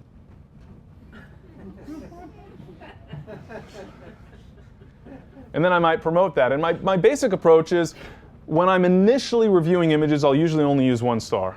Just a yes or no decision. Because here's the thing of it. I'm a very emotional guy. And so I get caught up in my images. I took this picture. Guess what I did after I took these pictures? I went swimming in the Adriatic. And it was awesome. It was beautiful. It was amazing. So when I get back to the hotel, then I look through these pictures. I'm, oh yeah, that was so awesome. The fish and the reflections and the color of the water is just phenomenal. These aquamarines and cyans and blues. Oh, just beautiful. And all these natural rock formations, but then they put a ladder onto the rock. I mean, it's just so cool. 5 stars. 5 stars. But then later you realize, it's kind of funny in a way, and it's interesting, and it's cute, and it's clever, and whatever. Maybe it's more like 2 or 3 star image. Right? So I try to only use 1 star initially to identify those images that I think I like, and then I'll come back a day or 2 later and give it up to 3 stars. And I try not to use 4 and 5 stars ever out of modesty. No, I try not to use 4 and 5 star images until I've had a chance to play with the image a little bit. Have you ever started working on an image that you thought was so great, and then you say, never mind. Goes from a 5 to Goes from 5 to 2 real quick, yeah. Boy, that's an ego buster, isn't it? Yeah. And so sometimes, you come back later and you say, on second thought, now that I'm not so attached to it. So I try to just use 1 star initially, 1 to 3 stars after I've had a couple days to sort of think about other things. Go swim somewhere else along the Adriatic.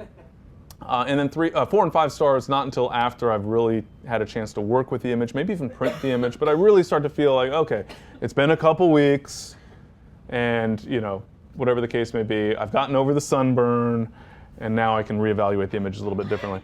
We also have color labels available to us, and my general feeling about color labels is I use them very sparingly. And the main reason for that is twofold. I guess that means the main reasons for that are, number 1, you can only assign a single color label to any given image. Well, that's not so crazy, because we can only assign 1 pick flag status to any given image, and we can only assign 1 star rating to any given image. So what's so problematic about using a color label, only 1 specific color for a given image? And that relates to number 2, which is color labels don't have any inherent meaning. They used to relate to prioritization. This one's really important. Get it handled right away. It's got to be in the front page of the newspaper tomorrow morning, whatever the case may be. But they sort of lost that. Now they're just colors. And so I use them for a little bit more arbitrary things. So for example, I happen to use a green color label to identify images that I may or may not use, but that I want to share with someone else. Like the Mick Kebab thing. Maybe I just want to have some fun with it and post it to Facebook or whatever the case may be. Submit it to McDonald's, see if I get some sort of whistleblower's fee or something, I don't know. So I'll use a color label, in this case for me, a green color label.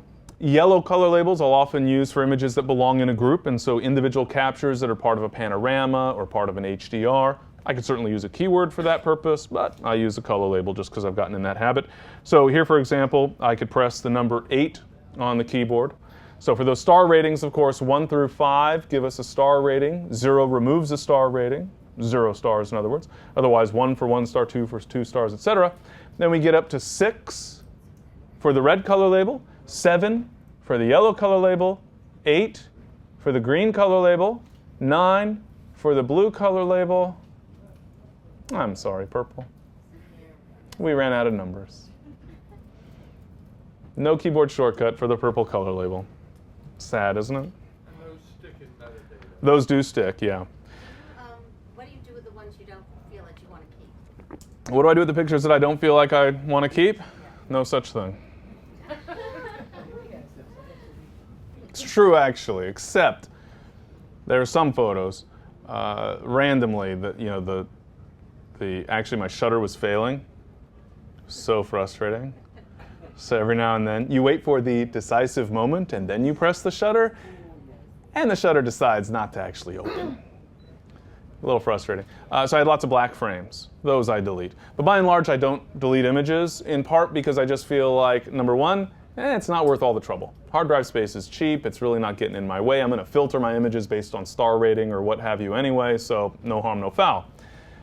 Also, I feel that I'd rather not risk deleting a photo and then regret it later.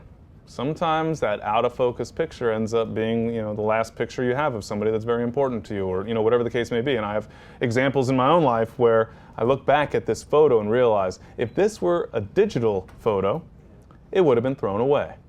It would have been deleted. And now it's a very important picture to me, and I'm so glad that I have it. So to me, it's just worth keeping them all. I realize that means that I've filled up a 3 terabyte hard drive and have 250,000 images in my catalog, but Lightroom helps me to manage those images so it doesn't cause me any serious problems. You just turned on your computer and a couple of weeks later and you want to locate your Croatia photos. Mm-hmm. How do you find them? I have no idea. Yet. Now the question was, how do I find my Croatia pictures a couple weeks from now? I don't know, but we're going to find that together shortly. So a couple more things. Yeah, I'm going to call my intern. No. Kidding. Under the phone. Yes? There they are. I'm Tim. All right, so let's take a look at some of the other information that we can add to our images. Over on the right panel, you'll see that we have keywords. Look! Keywords. Keywords. Automatically add, well, not automatically, but, semi-automatically added to the images. These are the keywords that we added during the import operation.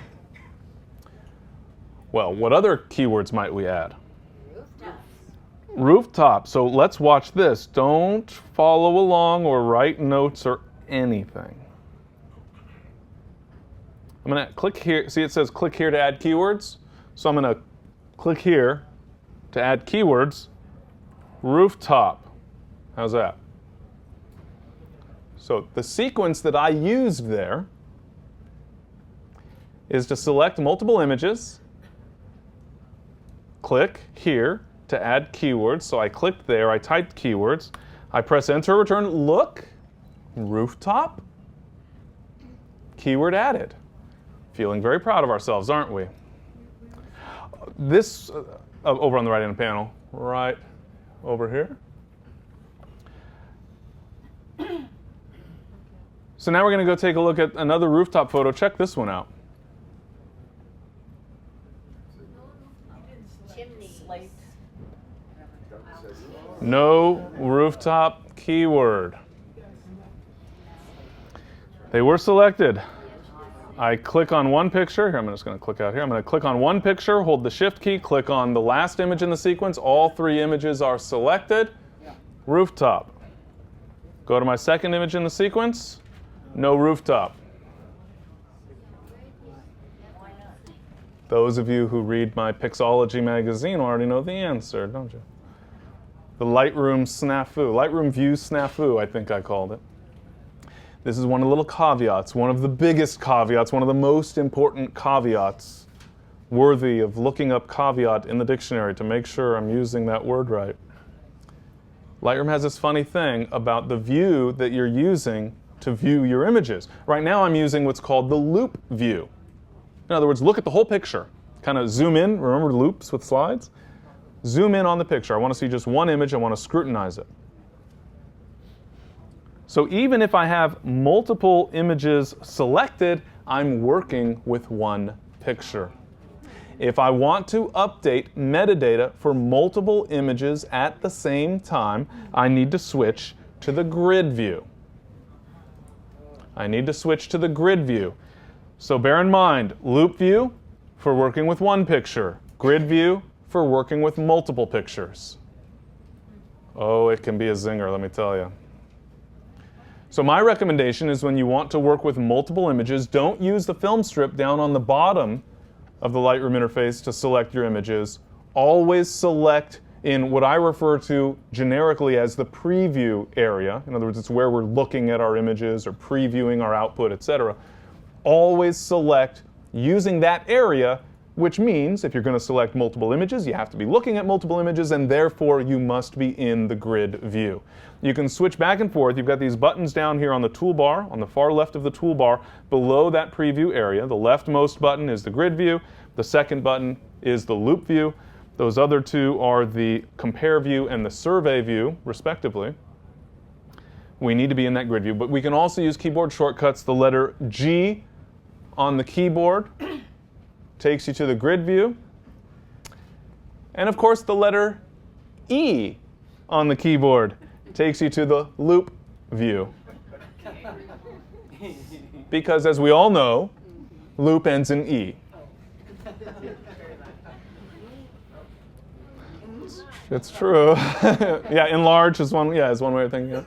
But yeah, the loop view is the letter E on the keyboard. So G for grid view, E for loop view, so that you can switch back and forth. But if we want to update multiple images, we need to be in that grid view. So now I'm in the grid view. I've selected multiple images. Notice that I have rooftop displayed there, but it has an asterisk. That asterisk, well, I don't even have to tell you. Look, I'll just mouse over. An asterisk means that a tag, in this case a keyword, is different among different images. It's not applied universally. So it applies to, in this case, one of the images, not all 3 of the images. But I can just go ahead and add rooftop. And now I'll go ahead and switch back to loop view, and we'll select one image, rooftop. The next image, rooftop. Third image, rooftop. Because I added the keyword while I was in the loop view. I'm sorry, in the grid view. So very, very important. If we're working with multiple images, we need to be viewing multiple images in the grid view. And if we're working on a single image, we can just be looking at a single image in that loop view. So grid view for multiple images, loop view for a single image. Yes, ma'am? Talking about multiple images, you had suggested that we could do this with HDR images where you have the grouping 3, 5, 7. So how would you suggest you do that? I mean, as far as... Yeah, in terms of identifying individual frames of an HDR, for example, personally I use a color label in large part just because it's a habit I got into years ago, and so that's the approach that I take.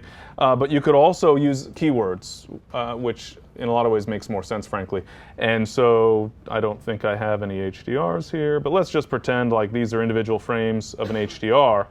I'll go ahead and switch into that grid view. I could certainly add a color label, so if I wanted a yellow color label, I could press the number 7 on the keyboard, but I can also just add a keyword and, you know, we'll just put HDR, maybe like something like HDR frame, for example. So now this is a frame in an HDR sequence, so that now each of these images has HDR frame as a keyword. Try to add a number so you know how many were in the frames, because sometimes if you use 3 or 5. No, not really. I mean, you can create a stack, certainly. Typically when I shoot an HDR, panorama, things like that, I'll take a shot of my hand at the beginning and at the end so that I can see a clear distinction. So, but yeah, I mean, obviously there's all sorts of ways you could. It's just a matter of what makes the most sense for you.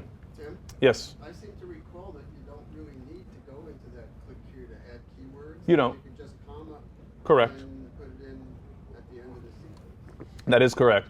The main reason, you could simply add keywords into the keyword box up here by all means. The main reason that I use this click here to add keywords is because it says so and I always follow the rules. No, is so that I don't have to worry about any mismatches if the keyword's been assigned to one but not the other. There's some weird things that you can create if you go in there and start messing around a little bit. So I, generally speaking, just prefer to type it in that field that is there for that explicit purpose. So, I mean, you can also come down here and turn on a checkbox for any of the existing keywords that have been applied to any of the other images, etc. We can also update metadata.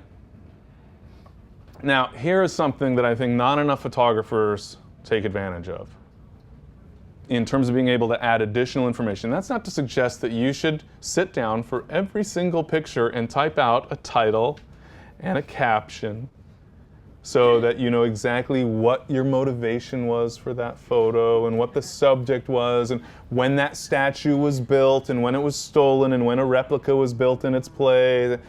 That's what Wikipedia is for, right? But what's the name of this town? Hold on.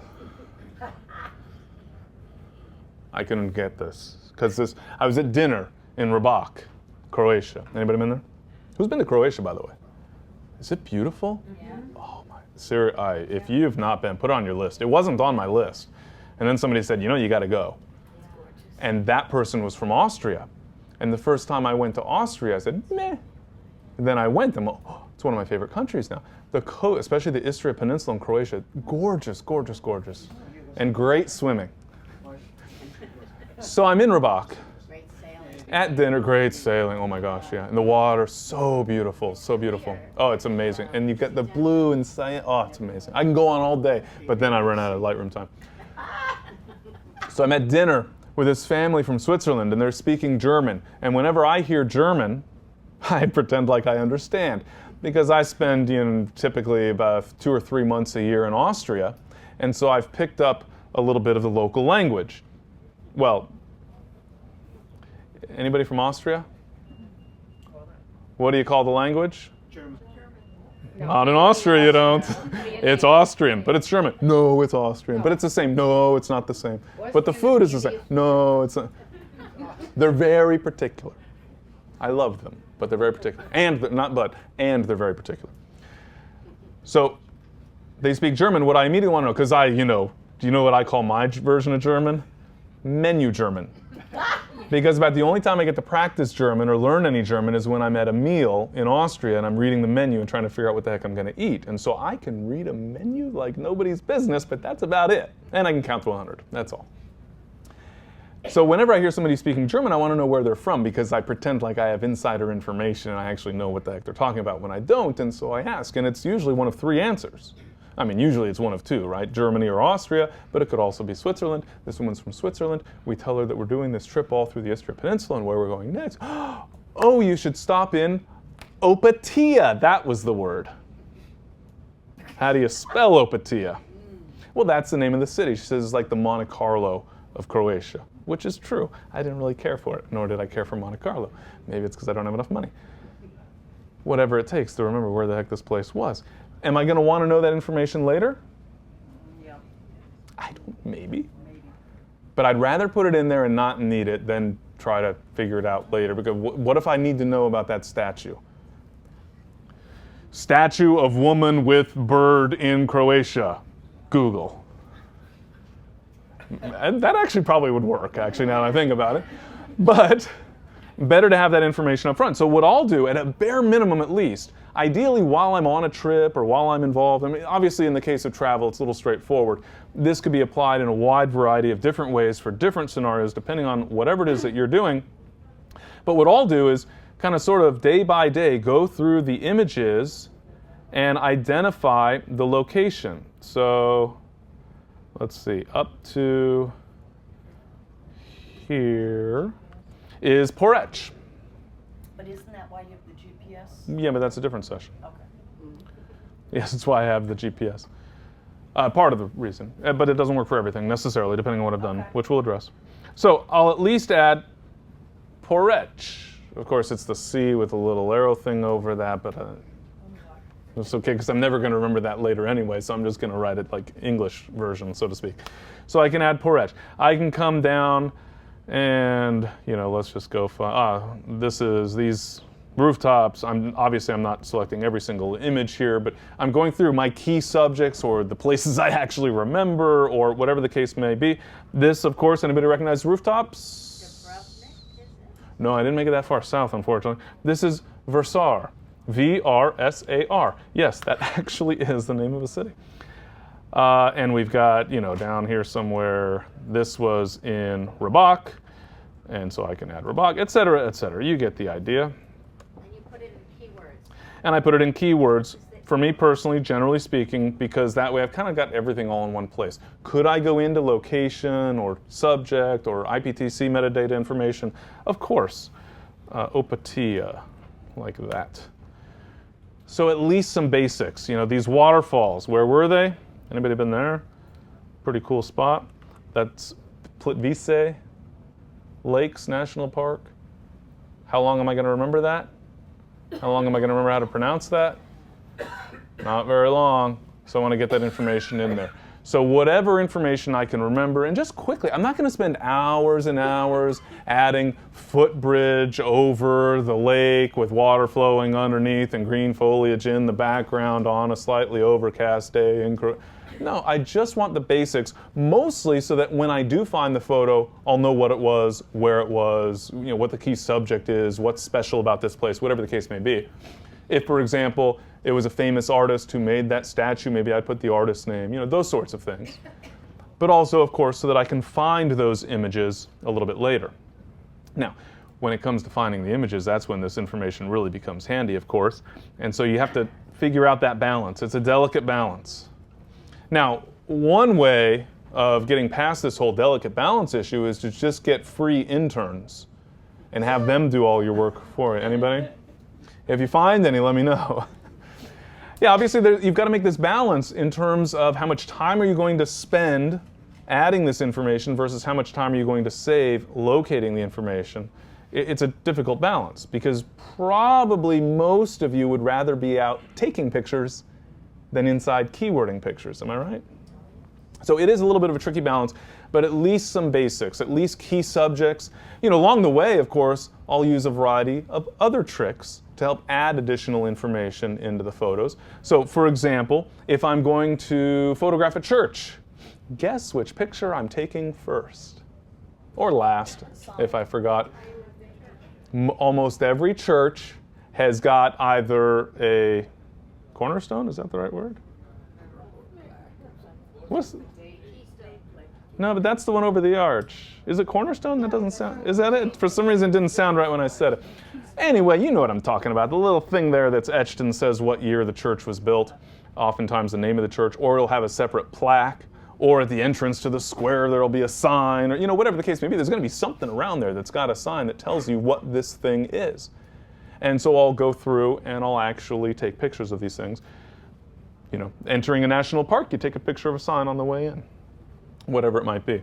Well, there's a variety of other things. I'm just going to show you very briefly some of those other things, those other methods that I'll use to actually identify location information, which can give me a clue insofar as the actual subject or the town or whatever the case may be.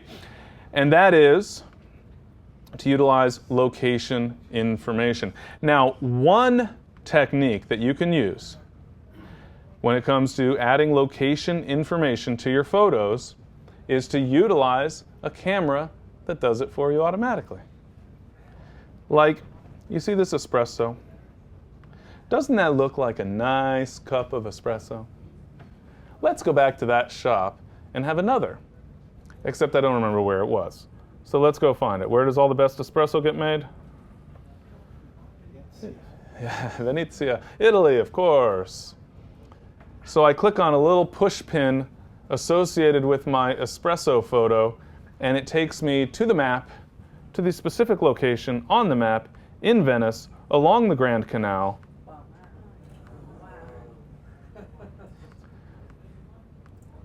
that push pin on every photo? In front of the boat. Wow. Is the push pin on every photo? Every photo that has a GPS tag. So how did the push pin get onto that photo? I did this for you. I took the picture with my iPhone so that I could show you. Now normally I would want to use my SLR with a nice lens and a tripod to photograph that espresso cup, right? Actually, I didn't use the SLR because that was when the shutter was failing. Remember that part? Well, my smartphone, I happen to use an iPhone. My smartphone, like most smartphones, probably all smartphones, first off, it has a camera and it has a GPS receiver. So when I take a picture, as long as I have GPS satellite coverage, which generally speaking means outdoors. Obviously, there's some other limitations. It'll also try to use Wi-Fi signals and cell towers, so if you're somewhere where you have that service, when I was in Europe, I didn't. But I was able to utilize GPS because even when you don't have cell coverage, or even if you didn't pay the fee and the $1 a minute to make a phone call when you're in international territory, you still have the GPS coordinate information being recorded. Not the most accurate GPS in the world. That's reserved for the military. And it also requires 4 satellites, a signal from 4 satellites in geosynchronous orbit over the Earth in order to tell you exactly where you are. If you only have 3, it's got a pretty good idea.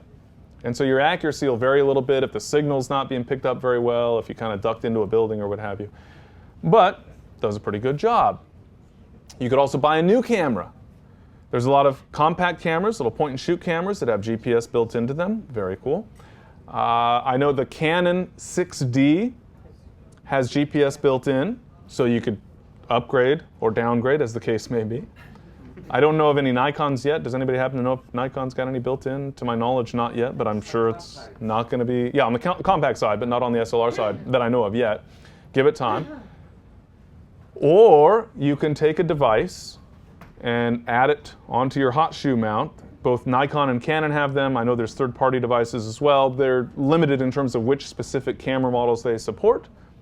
But you can add this device onto your camera, plug it in, and every picture has that information automatically added. Just like this, you just go onto the map and look at it.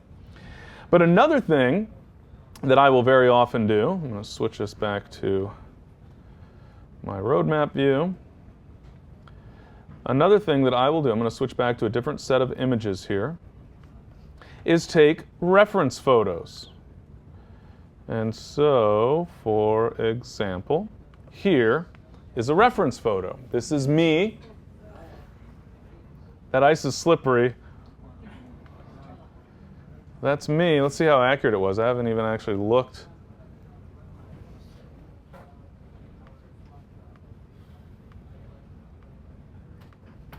Well, that looks about right.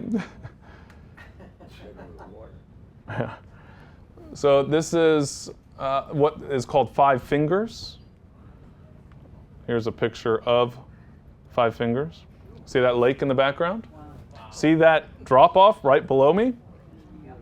Yeah. That's Hallstatt, the town that you probably can barely maybe make out over on the left, which is right up here. The Hallstatter See is the big old lake there. And this is the mountain. So let's go ahead and switch to satellite view and zoom in and see how close it was. Actually, pretty darn close. It's in the shade there, but this is, yeah, look, here's the path coming down. This must be the platform. Actually, the funny thing is, I don't see 5 fingers. I wonder if the satellite photo was taken before 5 fingers was built. But in any event, what I've done here is created a reference photo. This happens to be a picture captured with my SLR. And so I'm running around 5 fingers and, you know, sitting on the cliff and dangling my feet over to take a picture of my feet dangling over the cliff and doing all sorts of just silly things that boys who never grew up do. And so I've got a lot of SLR shots from 5 fingers. Well, my camera doesn't have built-in GPS, nor have I bothered to buy the add-on device. But what I did then is took a reference photo. Well, I didn't take the photo, obviously. But I've got a reference photo taken with an iPhone so that I know where that iPhone photo was taken. Well, guess what? That means I also know where this picture was taken, right over here. That SLR shot was taken in essentially the exact same location. How did you import the iPhone photo with the SLR? How did I import the iPhone photo? In the exact same way that I import any other photo.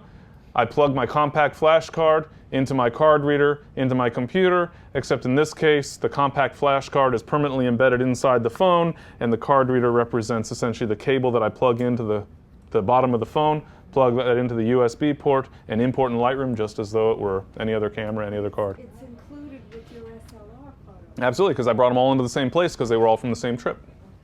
So now I have this photo taken at the same place. So I have an iPhone reference photo. I call this a location snapshot. I take it with my iPhone, a wide view, just so that I can say, this is where I was.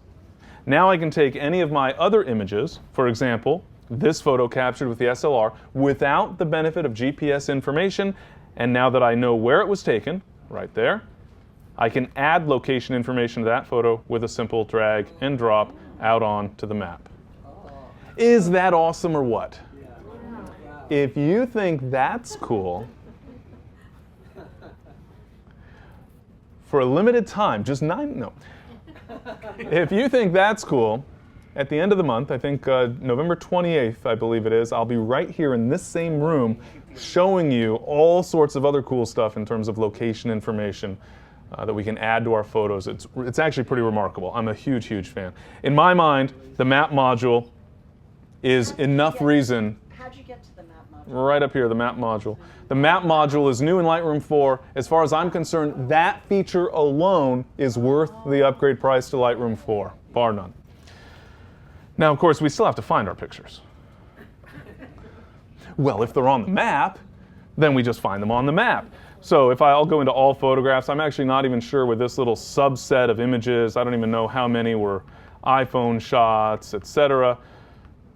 But you see, however many that is. So you can imagine how many push pins I have on my map in my regular catalog. But you can see here, all in this particular catalog, in this little demo catalog, these are all of the images on the map. So I can use the map to locate images. Oh, I want to see that picture from Verona in Italy. Let's go check it out. It's right there on the map. Or oh, Genoa. Let's go see that ship that was in the harbor in Genoa. Whatever the case may be, Ljubljana. So I can browse around the map. And the cool thing is, I don't have to remember where Ljubljana is on the map, or how to spell Ljubljana, thank goodness. I can just kind of peruse, and so I can scroll around, and maybe I know roughly that I drove south from Austria, and it was somewhere down in this general vicinity, and oh yeah, there it is, there's those photos. So you'll discover things that you might not even have necessarily been looking for because you're able to plot them on the map, which I think is just wonderful. How do you plot it? How do you do that? You can drag and drop to the map. There's a whole bunch of ways, which I've got a whole another 2-hour session just on location information for photos. I strongly encourage coming to that one, signing up if you haven't already. All right, but let's take a look now at how we're actually going to find our pictures. Well, in a variety of ways. I already mentioned, of course, that kind of basic level of organization involves folder navigation. That's why I think it's so important to think about how you're going to name a folder when you're downloading images from a particular photo shoot or a particular trip or whatever the case may be, because that's your first line of defense. Every now and then you might need to go to all photographs, say, Lightroom, please show me every 5-star picture that I've ever taken, right? So I'll turn on my filters down here. Don't worry about how I'm doing that. I'd say, show me all my 5 stars or better. Sorry. It's not possible. So I can always go into all photographs, but generally speaking, whenever possible, I want to try to narrow it down right from the start and go find the particular folder, which, for me personally, that tends to be location-based. Not always, but it tends to be just because I travel so much. But it'll depend based on what type of photography you do, how you organize your images in that folder structure. But if you can navigate to a particular folder, so much the better. Note, by the way, once again, this is why we're using a single catalog, because I don't want to have to, I need to know exactly what year those pictures were taken because I make a new catalog every year. To me, that's just silly. Or I make a catalog every 10 years, or I have personal versus business catalog, or I have international versus domestic catalog, or whatever. To me, it makes no difference, the distinction between all those various attributes of your photos. You can add them here. You want to mark images as personal?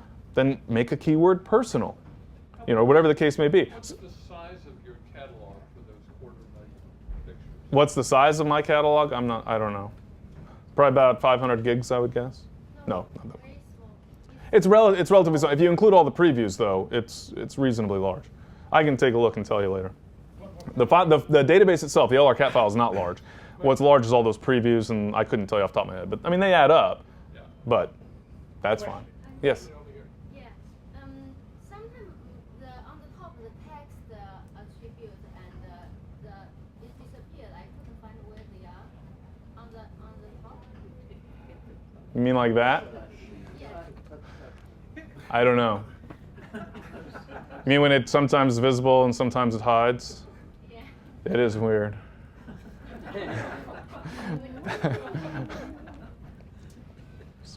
It's late. I'm getting punchy. No, it's a backslash key on the keyboard is a keyboard shortcut for that. A backslash key, right up there by the delete key, sort of, depending on your keyboard. And you have to be in the grid view. Yeah, the grid view is the only time that you actually have that available, but if you switch between views, it's not a big deal. So I can go to the loop view, for example, and then I can press backslash, and it'll automatically take me to the grid view with them displayed. So yeah, backslash is a keyboard shortcut for that. And that's where actually we're going next, is now I can filter. I do have the filters, as you might have noticed here a little bit moment ago, that I have the filters on the film strip down at the bottom right. So I can say, okay, turn on the filter. I got the little flip switch, that power switch as it were. Turn on the filter, and then identify my criteria. I want to see only images with a pick flag, or only images with a green color label, or only images with 5 stars or greater, or only images with exactly 3 stars as its rating, or exactly 1 star, which actually does have some images here. So I can use that basic criteria, but more often than not, I'll bypass that filter. I'm just going to turn it off for the moment, and I'll use that filter bar, that library filter, in order to do the exact same thing. So I'll go ahead and go to all photographs, for example, and I'll go to text. Any searchable field contains Croatia. And there's images that either are in a folder called Croatia, have a file name called Croatia, or a keyword of Croatia, or in this case, all 3 for all of these images because they all have all those things. But what else did we add to those images, for example? Opatija, and there's the statue in Opatija. So quick and easy search, kind of a keyword search, you might say. It doesn't necessarily mean just keywords. It could be other criteria. So for example, I don't know, maybe 10 millimeters perhaps, no? Or 10 to 22, if I use that lens there, yes, probably. I'm guessing that was with the 10 to 22. So I mean, we can use other criteria as well, but generally speaking, it's going to be keywords more often than not. How did you say you embed the keyword in JPEG? Well, just by adding them to the catalog. So we're able to search across the full catalog. And it will stay with the JPEG? Correct, JPEGs and then sidecar files for RAW. We also have the attributes. Well, that looks familiar, doesn't it? That looks just like the filter bar that we have down on the film strip, except for one additional item over on the far right, this kind option. Master photos, virtual copies, or video clips. So if I want to see only my video clips, let me turn off my attributes there. So if I want to see only the video clips, oops, I just turned that off and turned 1 star off. How did you drag down that How did I what, I'm sorry? How did you drag that bar down? Just backslash key is keyboard shortcut to bring the bar down. So I can choose just to view my video clips, only virtual copies, which we would create typically in the develop modules or creating different versions of the image, or only my master photos, meaning not virtual copies. But most important and wonderful of all, metadata. So I'm in all photographs right now, just so that we have a little more criteria to work with. And what dates shall we take a look at? Let's see only pictures captured in 2012. Actually, only in September of 2012, so I'm going to expand that list out and just choose September. And only with my 10 to 22 millimeter lens. And only if the aperture was set to f8, or only if the shutter speed was set to 1/2000th of a second, and there is exactly the image I was thinking of. Now, what sort of criteria are you going to remember? Oh, wait, there's more. Maybe May or September, because those were both trips to Europe. And so I can choose May and September. Just as we select multiple files in the File Open dialog, we can use the Shift key for a contiguous range, or the Control key on Windows, Command key on Macintosh to toggle on or off the selection.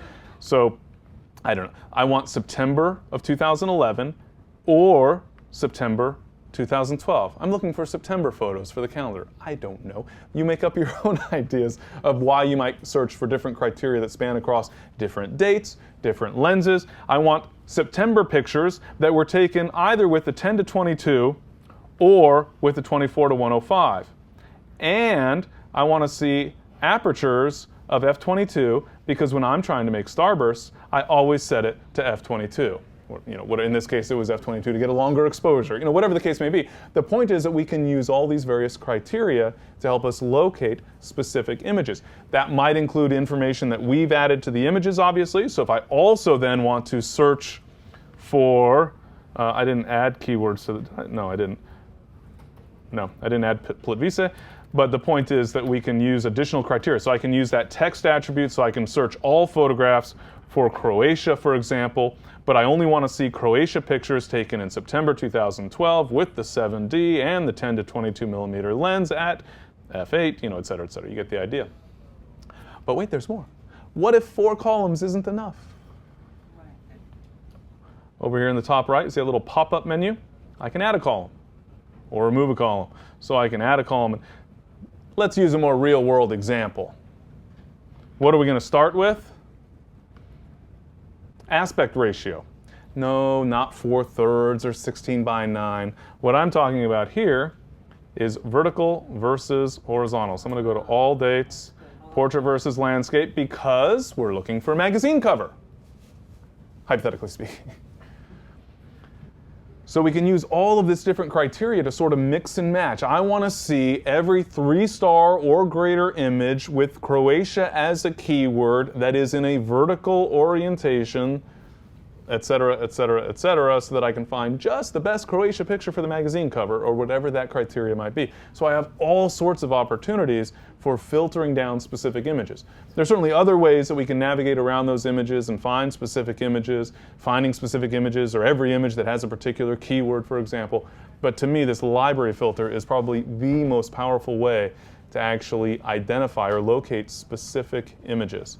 Again, some of which is dependent upon you adding information, and some of which is just dependent upon the information that your camera automatically added for you. Yes? Does it automatically know if it's portrait or landscape, or do you have to code that in? It automatically knows if it's portrait or landscape. Yeah. That's cool. If you're not using the keyboard shortcut, how do you manipulate the mouse to get that bar back? Up on the metadata.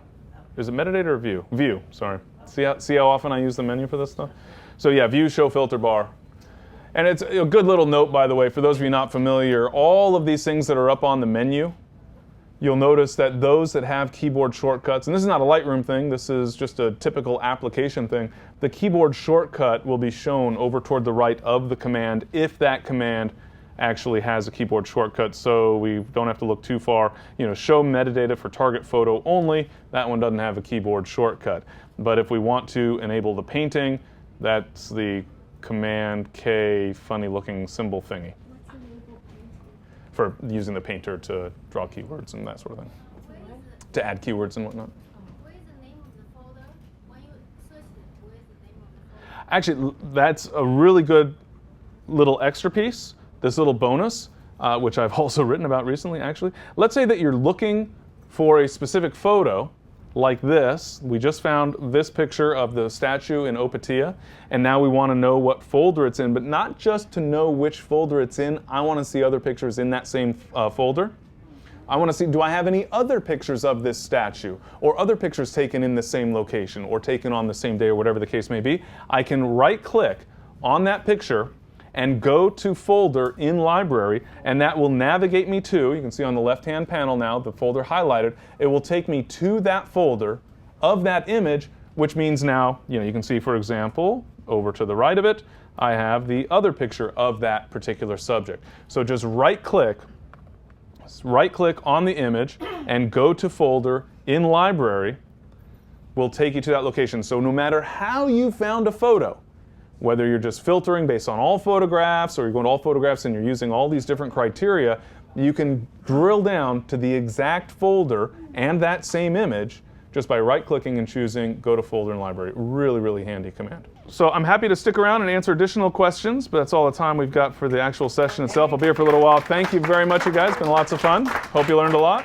For more information, please visit us online, give us a call, or stop by our New York City Superstore. You can also connect with us on the web.